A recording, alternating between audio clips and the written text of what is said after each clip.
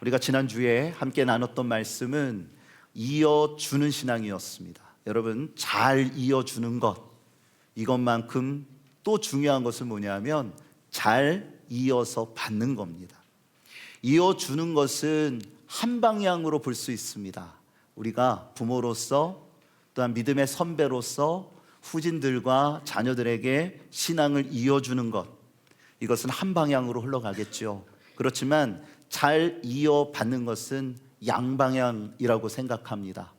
우리가 부모님과 선배들에게 신앙을 이어받을 때, 잘 이어받을 때 또한 잘 이어줄 수 있기 때문입니다. 그러므로 오늘 이 시간에 이 말씀은 우리 모두에게 해당되어지는, 잘 이어주고 잘 이어받는 것, 함께 따라해 볼까요? 잘 이어주고 잘 이어받읍시다.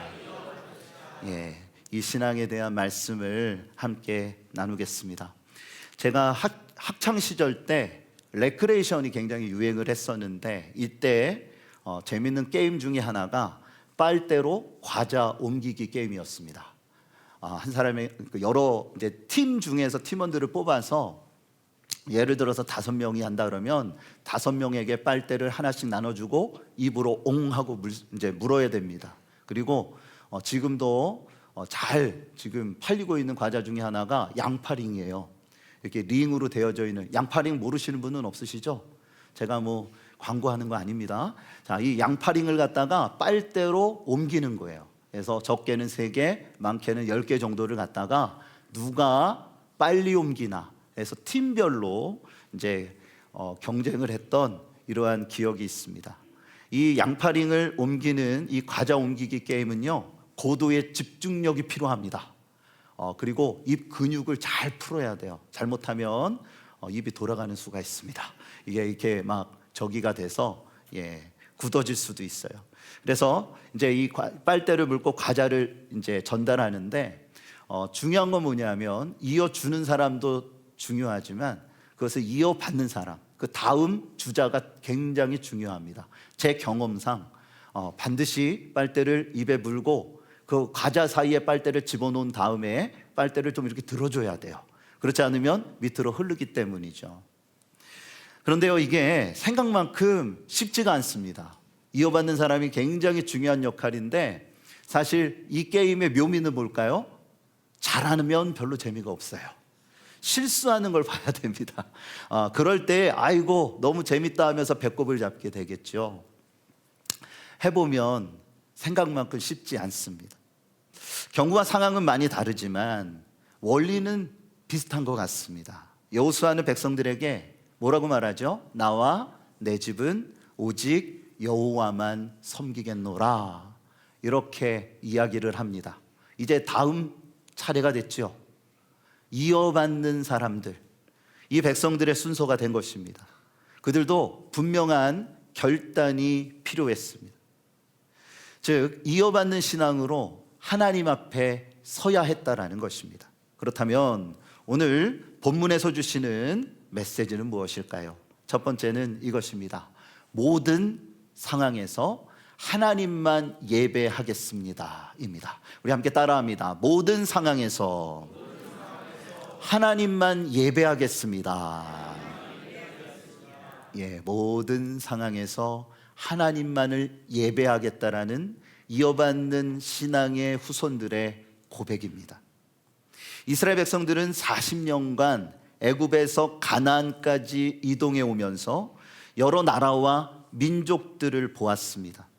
저마다 고유한 특색과 그에 따른 문화가 있었지요. 애굽은 강대국답게 풍부한 물자와 강력한 군사력, 그리고 최첨단의 기술이 있었습니다. 목사님, 그 시대가 고대 시대인데 무슨 최첨단의 이런 무기와 이런 것들이 있습니까? 라고 말씀하실지 모르겠지만, 모든 나라들과 비교했을 때 애굽은요 아주 뛰어난 말들이 있었고요, 말을 또한 조련할 수 있는 기술력을 갖고 있었습니다. 그리고 다른 나라에는 없는 전차가 있었어요.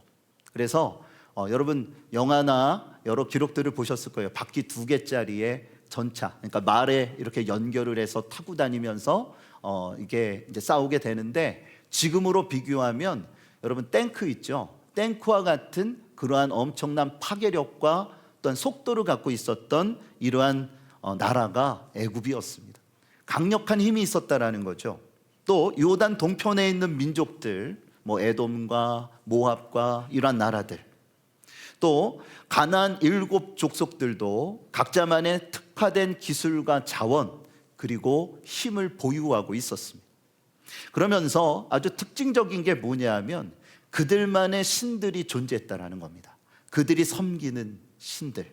애굽만 해도 여러분 10가지의 하나님께서 주신 재앙은 애굽의 대표적인 신들을 하나님께서 벌하신 겁니다. 그들이 믿고 있는 여러 종류의 신들, 심지어는 그 바로죠. 이 바로가 신이 된다라고 그들은 믿었습니다. 굉장히 많은 신들이 있었어요.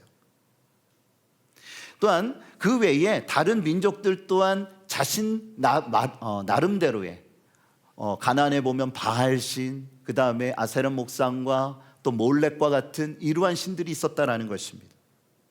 이 신들의 특징이 무엇일까요? 바로 눈에 보인다라는 것입니다. 신들은 눈에 보입니다. 저들마다 신들의 어떠한 모양과 형태를 갖고 있었다라는 거죠. 그런데 우리가 믿는 하나님은 분명히 존재하시지만, 여러분 눈에 보이시나요? 우리는 눈에 보이지 아니하는 하나님을 믿습니다. 우리는 하나님의 형상으로 지음을 받은 사람들이에요. 그리고 우리는 진실로 하나님을 바라보며, 그분은 보이지 않지만 우리는 분명히 존재하심을 믿기 때문에 그분을 예배합니다. 그런데 사람들은요, 가시적인 것에 많은 영향을 받습니다. 어떤 압도적인 모양이나 무서운 형상이나 혹은 신비로움에 매료가 됩니다. 대표적인 성경의 사건들을 보면 금송아지 숭배 사건을 여러분 잘 아실 겁니다. 모세가 시내산 꼭대기에 하나님의 명령에 따라 40일간을 머물게 됩니다. 이때에 하나님께서 율법의 말씀을 주시고 두 돌판에 십계명을 불로 새겨주시죠. 모세가 강력한 지도력을 갖고 있었기 때문에 백성들은 며칠간은 견딜 수 있었지만 모세의 부재로 인해 불안했던 것 같아요. 그래서 아론을 압박합니다. 그래서 하나님을 만들자라고 합니다. 다른 그동안 경험했던 애굽의 신들은 보면 형상을 가지고 있으니 우리 또한 우리를 애굽에서 인도해 내온 하나님을 만들자라는 것입니다. 그래서 만들어낸 게 뭐예요? 금 송아지였다라는 거예요. 출애굽기 32장 4절에 보니 이렇게 말씀하고 있습니다. 우리 함께 읽겠습니다.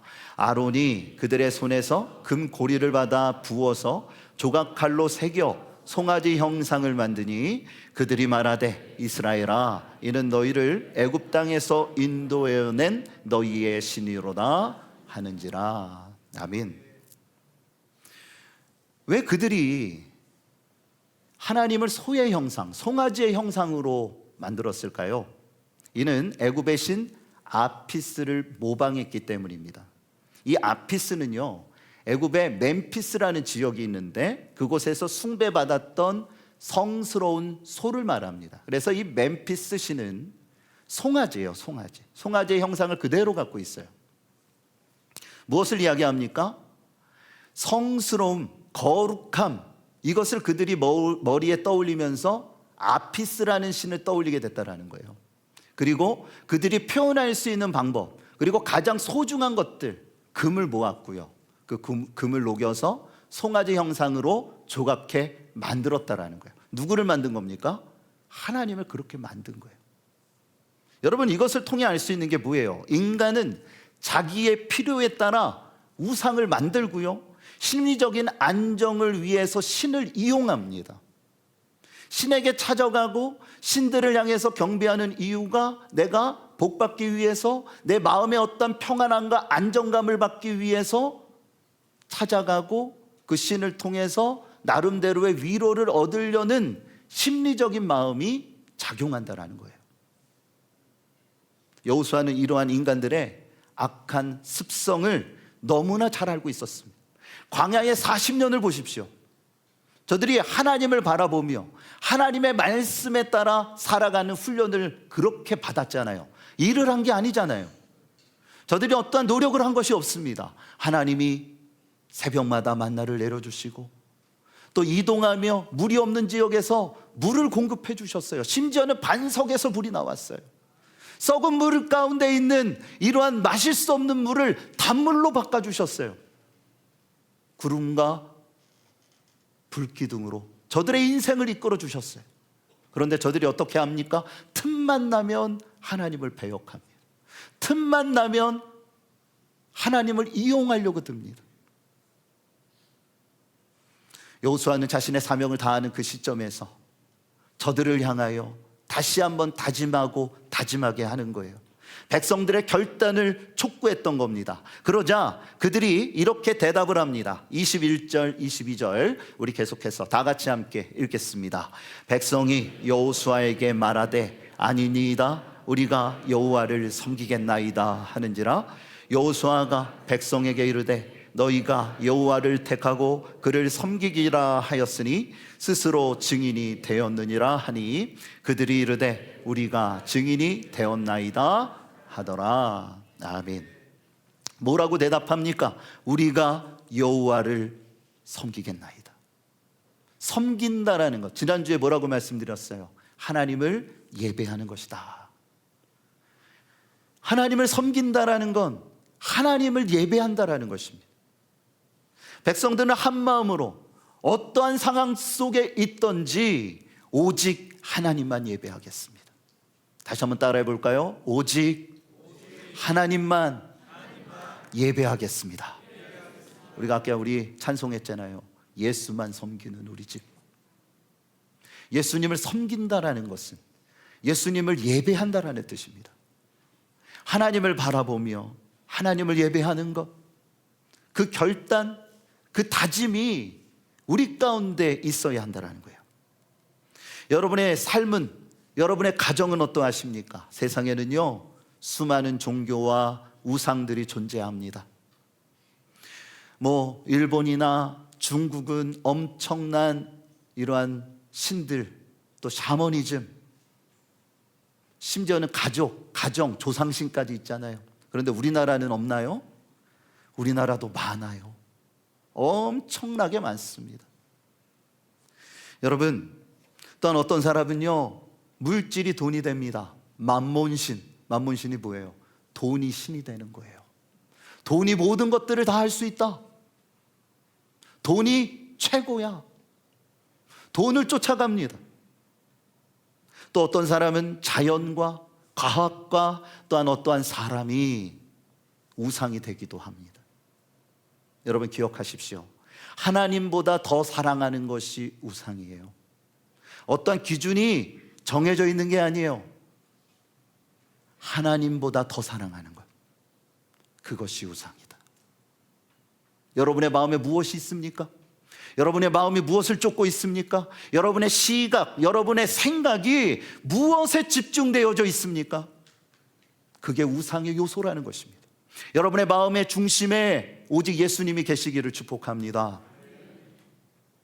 하나님을 사랑하는 것, 하나님을 사랑하되 이전보다 더욱 사랑하는 것, 이것이 진정한 믿음이요 신앙이라는 거죠.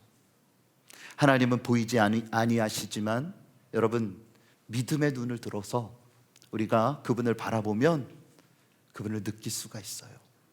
나와 함께 하심을, 나와 함께 걸어가고 계심을, 내가 울고 슬플 때 하나님께서는 우리를 붙드시고요 우리의 마음에 위로를 주십니다. 너는 혼자가 아니야. 내가 너와 함께하고 있단다. 너는 이 세상 안에서 어찌 보면 별거 아니라는 이러한 존재로 생각으로 살아가고 있을지 모르겠지만 너는 가장 소중한 존재란다. 주님이 우리에게 말씀하시고 여러분의 손을 붙들어 주십니다. 다윗은 이렇게 고백했어요. 시편 16편 8절에 우리 함께 읽겠습니다. 내가 여호와를 항상 내 앞에 모심이요 그가 나의 오른쪽에 계심으로 내가 흔들리지 아니하리로다. 아멘. 다윗은 뭐라고 말합니까? 내가 항상 하나님 앞에, 하나님을 항상 보시는 삶, 또한 하나님 내 오른편에 계심을 분명히 느끼면서 살아갔어요. 주님이 우리와 함께 하십니다. 그리고 기억하세요, 우리는 예배자로 부름을 받았다라는 것입니다. 여러분이 어디서 무엇을 하던 여러분이 있는 그 자리가 예배의 처소가 되어주시기를 바랍니다. 이 예배당이 우리가 함께 예배하는 대표적인 자리라면 여러분의 가정이, 또한 여러분이 머물고 있는 그 자리가 하나님을 만나는 자리, 주의 음성을 듣는 자리, 하나님을 예배하는 자리가 되어지셔야만 합니다. 모든 초점을 주님께 두십시오. 그리고 여호수아와 같은 마음으로 오늘을 살아가십시오. 나는 모든 상황 속에서도 하나님만 예배하겠습니다. 그 믿음 안에 승리하는 복된 신앙의 삶이 되어지시기를 주님의 이름으로 축복합니다. 두 번째, 우리에게 주시는 메시지는 주가 말씀하시는 대로 순종하겠습니다 입니다. 우리 함께 따라합니다. 주가 말씀하시는 대로 순종하겠습니다. 자, 오늘 본문 23절을 우리 다 같이 함께 읽겠습니다. 여호수아가 이르되 너희의 마음을 이스라엘 하나님 여호와께로 향하라 하니. 아멘. 여호수아는 먼저 마음이 중요하다, 마음가짐이 중요함을 강조합니다. 우상의 모든 요소들을 치워버리라는 것입니다. 양다리를 걸치고 있는 것이 아니라 하나님께, 그리고 또한 세상의 우상에 양다리를 걸치고 있는 것이 아니라 모든 것들을 치워버리고 마음을 다하여 전심으로 하나님을 바라보라는 것입니다. 이것이 뭐냐? 신앙의 기초라는 거예요. 여러분의 마음은 지금 어디로 향하고 계십니까? 어찌 보면 이게 가장 힘든 거예요. 가장 힘든 싸움일 것입니다. 그게 뭐예요? 나를 꺾는 겁니다. 나를 꺾는 것. 바울도 자신을 향하여 이렇게 말합니다. 오호라, 나는 공고한 자로다. 너무나도 힘든 이 영적 갈등과 그 싸움이 순간순간마다 일어났습니다. 그는 이렇게 고백을 해요. 로마서 7장 21절에서 24절인데요 좀 길지만 우리 다 같이 함께 읽겠습니다. 그러므로 곧 선을 행하기 원하는 나에게 악이 함께 있는 것이로다.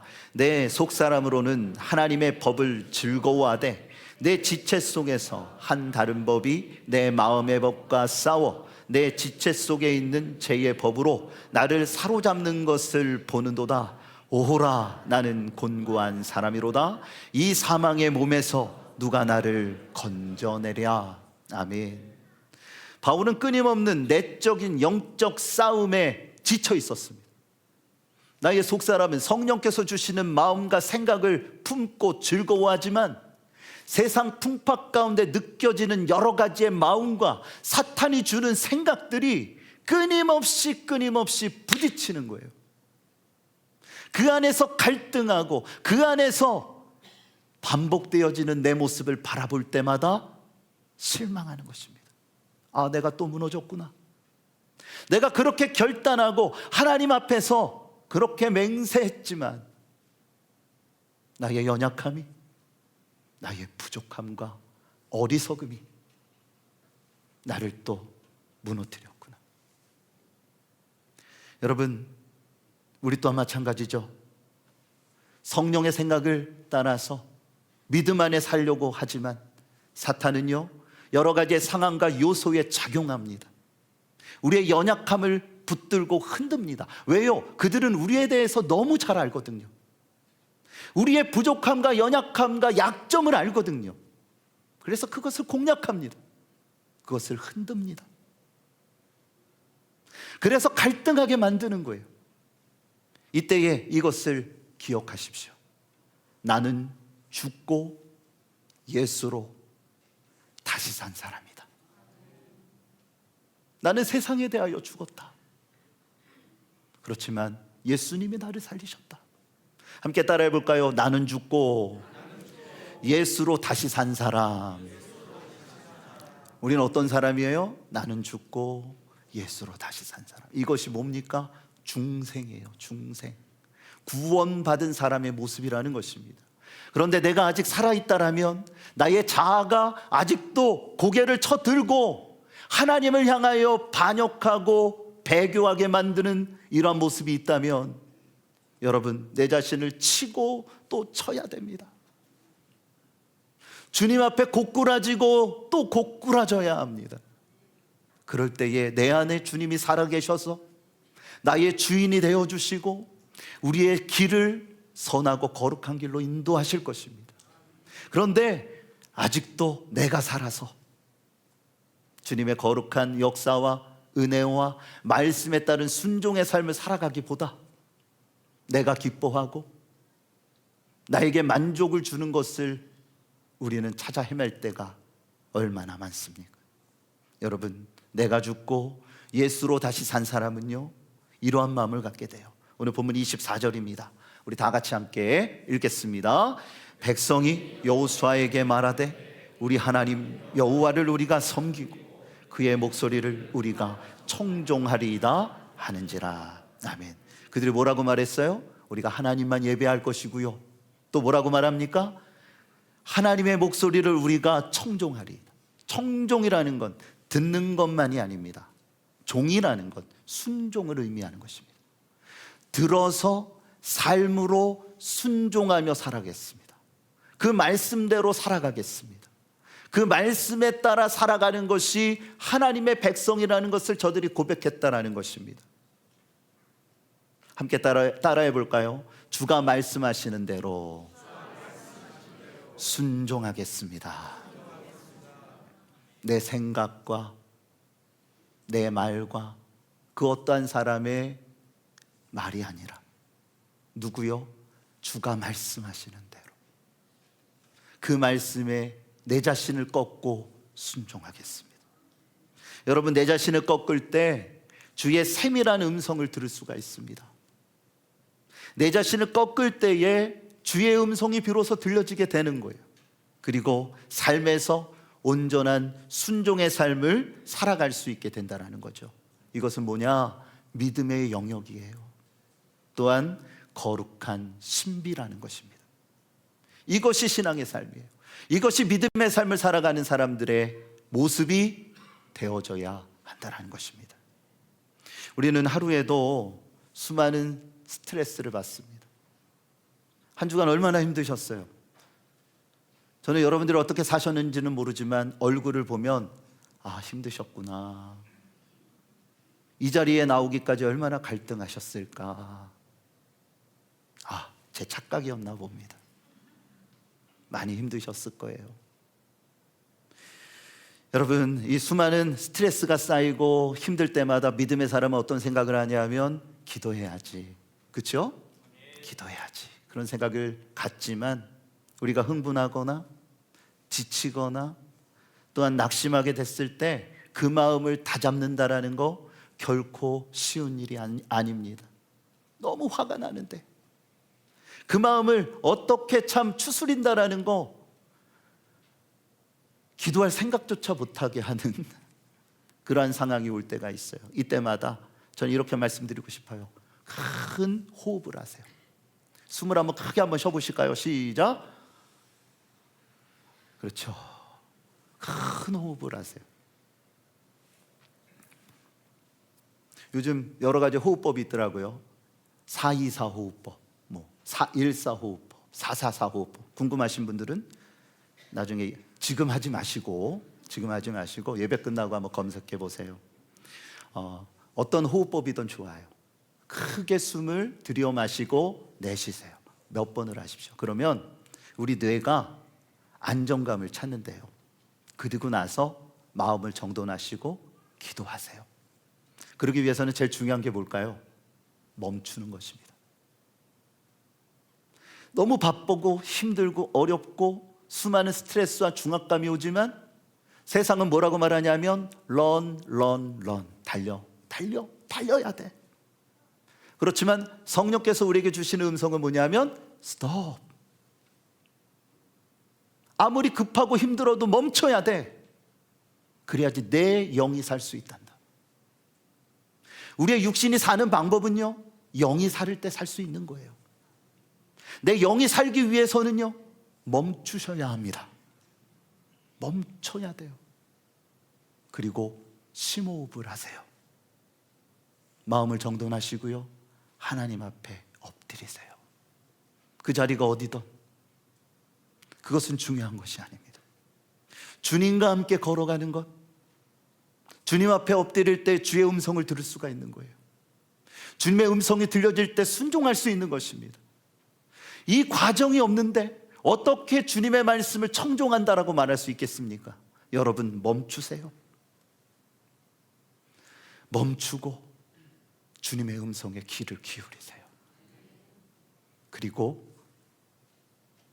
믿음 안에서 순종하며 그 말씀에 따라 살아가게 될 때 여러분의 영이 호흡하기 시작할 겁니다. 숨막히고 힘든 그 인생의 과정 가운데 영의 숨이 트이면 육신의 숨이 트이는 거예요. 그러면 그동안 보지 못했던 것들을 볼 수 있게 될 것입니다. 그동안 들을 수 없었던 것들이 들려지게 될 것입니다. 성령께서 함께 하시고 여러분을 세우시고 붙드시고 역사하시는 그분의 손길을 경험할 수 있게 될 것입니다. 바라기는 주 안에서 이 신앙을 이어받으시고 여러분의 후손들에게 이어주십시오. 이어받고 이어주고 그러한 교회가 건강한 교회가 되고요, 건강한 가정이 되고 건강한 삶이 될 것입니다.